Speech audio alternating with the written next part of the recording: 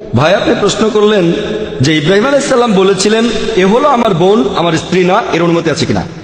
আল্লাহ তাআলা বলেছেন সত্যি কথা বলো, তবে জীবন হুমকির মুখে থাকলে কোরআন বলছে আপনি শিরক করতে পারেন, তবে মনে ঈমান থাকতে হবে। 1 নম্বর পয়েন্ট, যে ধরেন কেউ এসে আপনার মাথায় পিস্তল ধরলো, তারপর বলল আপনি কি মুসলিম না হিন্দু, আপনি বললেন হিন্দু, আপনি কি মূর্তি পূজা করেন, তখন বললেন হ্যাঁ, আল্লাহ অনুমতি দিয়েছেন সেই ধরনের ক্ষেত্রে যখন জীবন হুমকির মুখে এমনটা বলতে পারেন, তবে আপনার মনে ঈমান থাকতে হবে।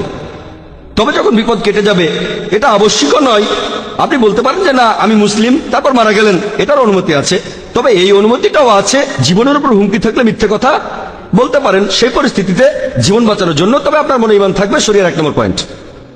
এখন ইব্রাহিম আলাইহিস সালামের প্রসঙ্গটা নিয়ে বলি। তিনি বলেছিলেন যে আমার বোন, এরকম কিছু ব্যাপার যদি ভালো করে দেখেন, কিছু হাদিস আছে যে একবার কিছু লোক প্রশ্ন করেছিল এক সাহাবীকে, সাহাবীগণ মাশাআল্লাহ সত্যবাদী ছিলেন, তারা এমন কিছু বলেন যে উত্তরটা সঠিক, কিন্তু হয়তো তারা পুরোপুরি সত্যটা বলেননি। যেমন ধরেন একবার শত্রুপক্ষের কিছু লোক এক সাহাবীকে খুঁজে বেড়াচ্ছিল, তাদের মধ্যে একজনও এই সাহাবীকে চিনত না, আমি সেই সাহাবীর নামটা ভুলে গেছি। তাকে প্রশ্ন করলো এই লোকটাকে দেখেছো? তখন তিনি এক পায়ে গিয়ে বললেন তাকে তো এখানে দাঁড়িয়ে থাকতে দেখলাম। তার মানে উনি বলছেন যে লোকটা আমি। সত্যি কথাই বলেছেন, মিথ্যা বলেননি। ঠিক জীবন হুমকির মুখে তিনি মিথ্যা বলতে পারতেন এই লোকটা আমি, অথবা আমি জানি না কোথায়, কারণ জীবন হুমকির মুখে ইসলাম অনুমতি দিয়েছে।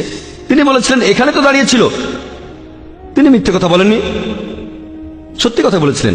এভাবে দেখলে, যেমন ধরেন আমি বললাম যে কোন বোন প্রশ্ন করবেন, তখন আমার স্ত্রী মহিলাদের মধ্য থেকে প্রশ্ন করলো, তো সে আমার স্ত্রী, আবার ইসলামিক জাতীয়তা বোন। যদি দেখি একটা উম্মা হিসেবে, তবে সে আমার স্ত্রী, সম্পর্কে সে আমার স্ত্রী, তবে এটা সামগ্রিকভাবে বলা। এখানে কেউ হয়তো বলবে আসসালামু আলাইকুম ভাই ও বোনেরা, একজন বাদে লোকজন হাসবে।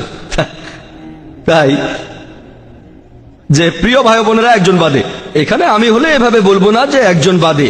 আমার স্ত্রী হয়তো মহিলাদের আসনে বসে আছে, সেখানে একজন বাদে বলার প্রয়োজন নেই, সবাই বুঝে নেবে। তাই যখন বললাম কোন বোন কি প্রশ্ন করবেন, ইসলামিক জাতীয়তায় বোনের কথা বলছি, এটা কোনো রক্তের সম্পর্কের বোন না।